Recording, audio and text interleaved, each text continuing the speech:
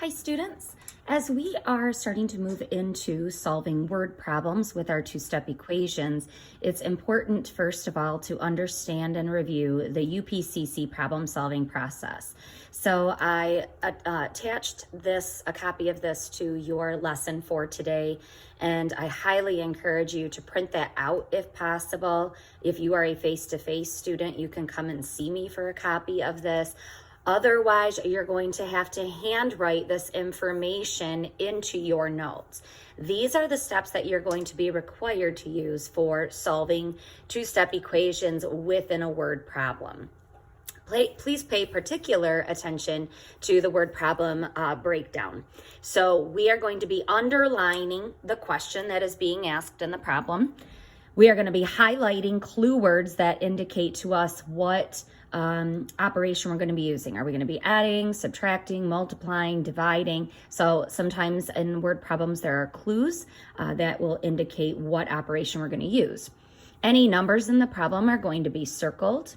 We are going to, again, look for labels, kind of like with the clue words that might give us a hint as to whether we're adding, subtracting, multiplying, or dividing.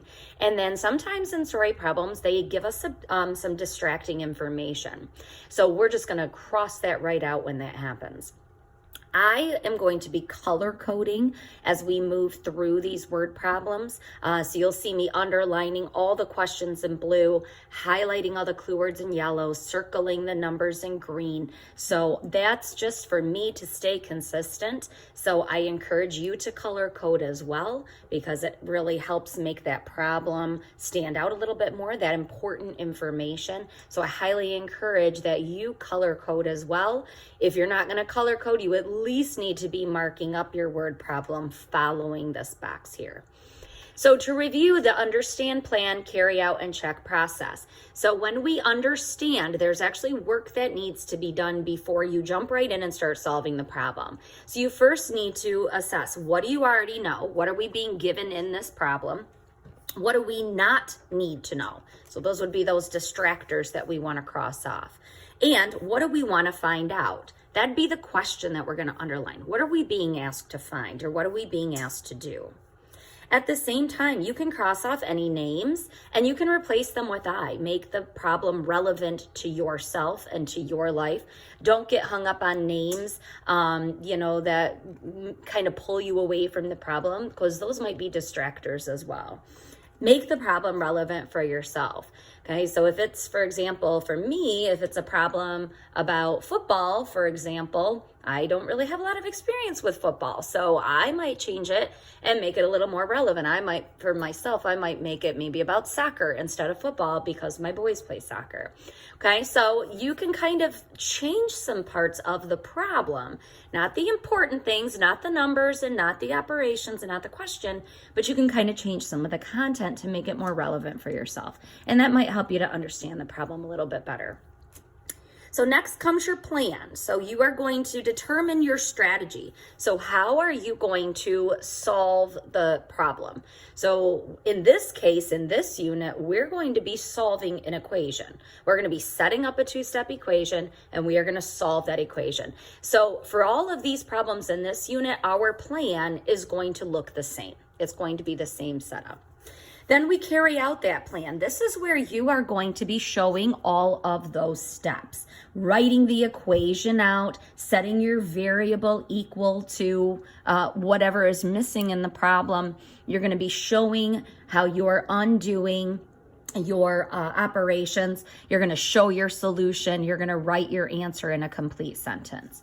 Okay, so our carry out step and our plan step, again, these are going to look pretty much the same for everyone in this unit.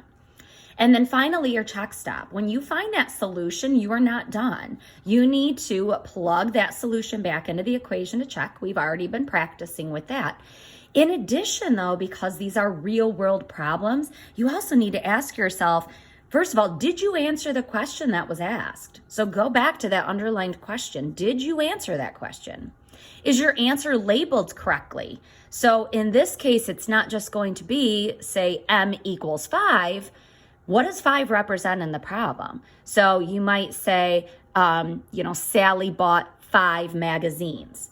So that's labeling your answer correctly. It's not just giving a number, it's attaching that label. What did you actually find? And then make sure that your answer is reasonable. So would it make sense for Sally to buy 2.5 magazines? No, because you're not going to buy a half a magazine. So that would indicate to you at that check step, ooh, I better go and look back here. I missed something or I made a mistake somewhere. So your answers for all of these word problems should be reasonable because they're based in the real world. So this is the process. You guys are going to get very, very familiar with it throughout this entire unit. We are going to be using these steps from here on out. So again, you should have this cut out and pasted into your notebook, or if you have no way of printing it, you're going to need to write these steps out in your notebook so that you have this to refer back to throughout the entire unit. In the next video, we are going to start to put this process into play with some examples. So we'll see you in the next video.